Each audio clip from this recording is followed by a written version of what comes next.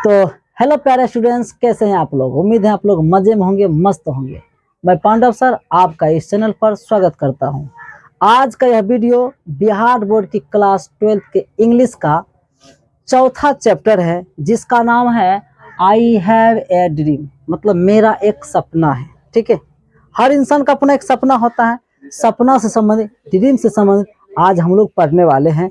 इसके जो राइटर है, इसके राइटर जो है वो है मार्टिन लूथर किंग जूनियर। ठीक है, इसके जो राइटर वो कौन है? Martin Luther King junior. इसको जूनियर पढ़िएगा। अब हम लोग आते हैं, देखिए, लेकिन इससे पहले आपको एक छोटी सी जानकारी दे दूं। ये जो समरी है यहाँ पर हिंदी और इंग्लिश दोनों में है। आपको सिर्फ इंग्लिश में ही परीक्षा में लिखना है, क्योंकि आपको जो वहाँ परीक्षा में समरी लिखने के लिए कहा जाता है, वहाँ पे सिर्फ और सिर्फ आपको इंग्लिश में लिखना है। हम आप लोगों को समझाने के वास्ते हिंदी और इंग्लिश दोनों लिखें, ताकि आप लोग हर एक सेंटेंस को पढ़ो और उसका हिंदी में उसका मतलब भी समझते जाओ, ताकि आपको बेहतर से समझ आ सके। तो चलिए आज का क्लास स्टार्ट करते हैं। तो आई हैव ए ड्रीम, इसकी जो राइटर है वो है मार्टिन लूथर किंग जूनियर। इनका जो जन्म हुआ था वर्न वो हुआ था 15 जनवरी 1929 यूनाइटेड स्टेट। ठीक है, यूनाइटेड स्टेट अमेरिका को ही कहा जाता है, वहां पे इनका जन्म हुआ था। डेड, इनकी मृत्यु निधन 4 अप्रैल 1968 यूनाइटेड स्टेट। उसकी वहां पे जो है 4 अप्रैल 1968 को इसकी क्या हो जाती है? मृत्यु हो जाती है। चलिए अब हम लोग आते हैं समरी की तरफ। Summary in Hindi and English. ये जो आप लोग समरी पढ़ने वाले हैं, आपको पहले भी हम बता चुके हैं, एक बार फिर से दोहरा दूं कि इंग्लिश और हिंदी दोनों में समरी दिए जा रहे हैं, लेकिन आपको एग्जाम में सिर्फ और सिर्फ इंग्लिश में लिखना है। तब तो हम लोग आते हैं यहाँ पर जो है, I have a dream is a speech which a delivered on the stage of the Lincoln Memorial in Washington DC on August 28, 1963 by Martin Luther King junior. मेरा एक सपना है, मेरा एक सपना है, यह एक भाषण है।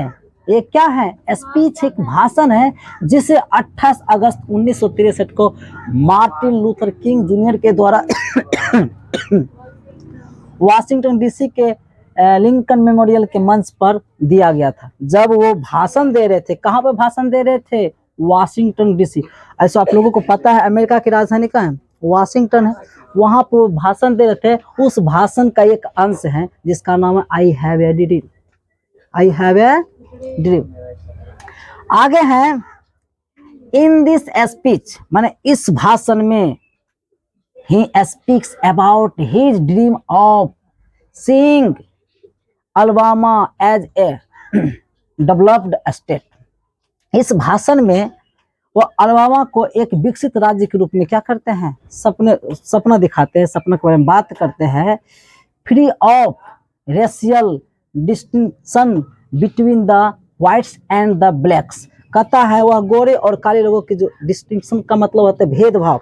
कुछ लोग भेदभाव करते हैं रंग के हिसाब से, काले गोरे करते हैं ना, उसके भेदभाव पर बात करते हुए कहते हैं कि जो अलबामा है वो एक, जो अलबामा एक जगह का नाम है, वहाँ पे अमेरिका में होंगे, वहाँ पे जो अलबामा है, कहा कि ये एक विकसित राज्य के रूप में अगर सपना में देखा जाए तो एकदम सही बात है, क्योंकि यहाँ पे अगर ये पिछड़ा हुआ है तो इसका मुख्य वजह है कि यहाँ पे लोगों के बीच क्या है? मतभेद है, भेदभाव करते हैं।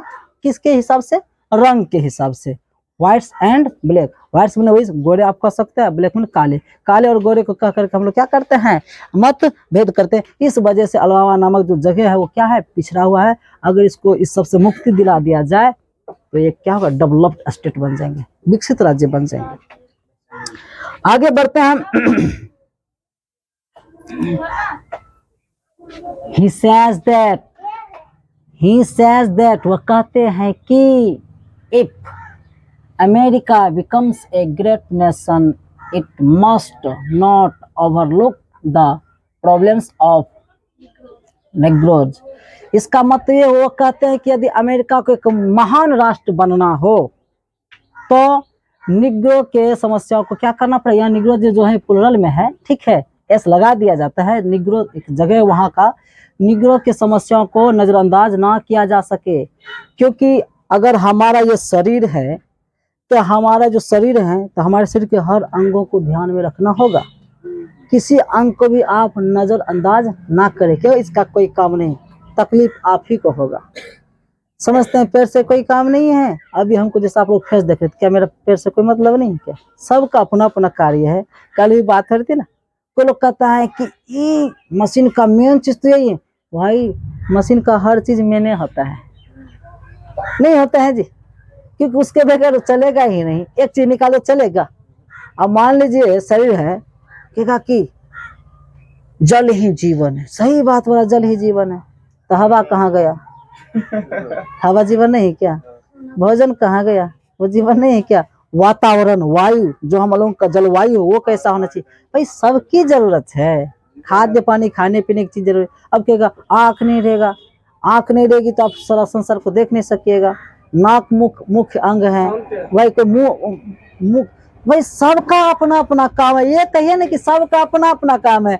मुख्य अंग क्या? सब मुख्य अंग है। क्या आपके पैर नहीं रहेंगे तो आप यहाँ तक चल कर आ सकते हैं? तो भाई सबका ना काम है। हाथ का भी काम है, नाक का काम है, आँख का काम। बस अंतर ये है कि सबका अपना अपना अलग अलग काम है। और आप जो किसी को ज्यादा महत्व देते हैं, निर्भर इस बात पे करता है कि आप उससे ज्यादा काम करते हैं। अगर आप फुटबॉल खिलाड़ी है तो उसमें आप पैर का ही महत्व दीजिएगा कि नहीं? अगर आप क्या कहते हैं उसको, बॉल को जो पकड़ते हैं, पीछे जो बॉल को पकड़ते हैं, कीपर, और उसमें आप अपने हाथ को महत्व दीजिएगा। अगर आपको हमेशा कोई चीज को पहचान करना आता है तो उसमें आप अपने आंख को महत्व दीजिएगा। आपको स्मेलिंग करने का कहीं पे नौकरी मिला है, सूंघने का, तो उसमें आप अपने नाक का महत्व दीजिएगा।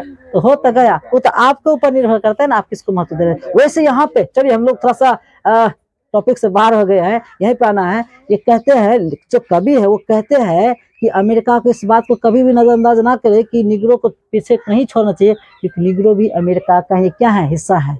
क्योंकि अगर उसमें प्रॉब्लम होती है तो कहाँ पे प्रॉब्लम हुई? अमेरिका में ही प्रॉब्लम होगी।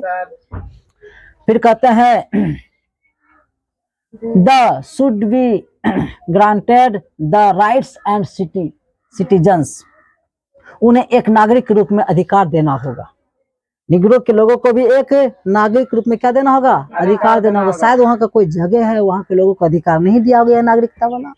कुछ ऐसे हिस्से में लोग रहते हैं जी, जो उनको सरकारी लोगों से कोई मतलब ही नहीं है, सरकार हमारे लिए क्या कर रहे हैं नहीं कर। जैसे हमारे भारत देश में लीजिए, कुछ हिस्सों में जैसे आदिवासी लोग रहते हैं, उनको कोई मतलब नहीं कि सरकार कौन बन रहे हैं नहीं बन रहे हैं, क्या क्या उनको सुविधाएं मिल रही है नहीं मिल रही है।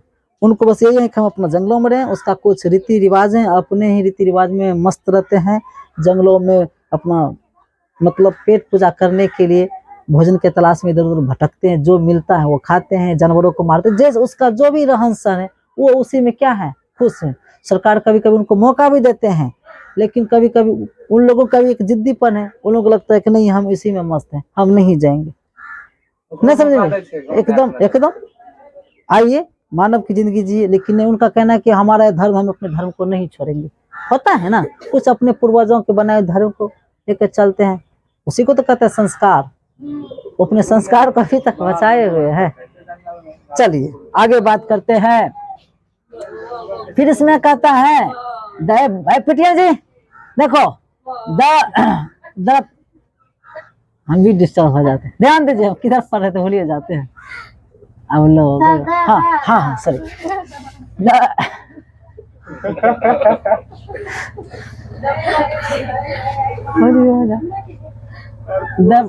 फिर नहीं बात बनती। The practice of racial discrimination must be eradicated. The nation should work for the welfare. Welfare मनाता जानते हैं, इससे पहले बताए थे, कल्याण होता है जी।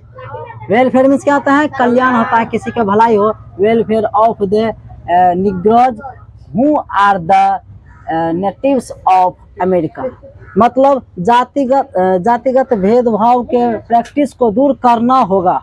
ये जो लोग जाति का जो प्रैक्टिस कर रहे हैं ना, इस प्रैक्टिस को क्या करना पड़ेगा? दूर करना पड़ेगा, इसको हटाना पड़ेगा। ठीक है।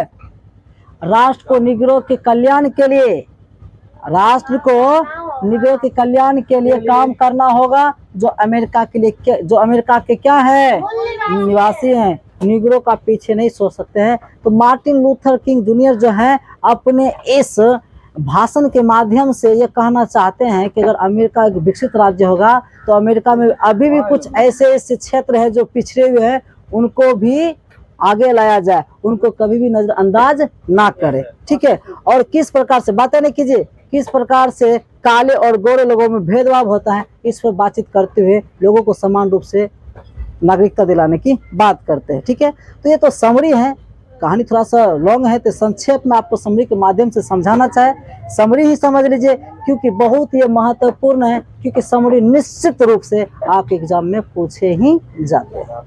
उम्मीद है आप लोग समझ गए होंगे। आज की इस वीडियो में इतना ही, मिलते हैं नेक्स्ट वीडियो में, तब तक के लिए धन्यवाद।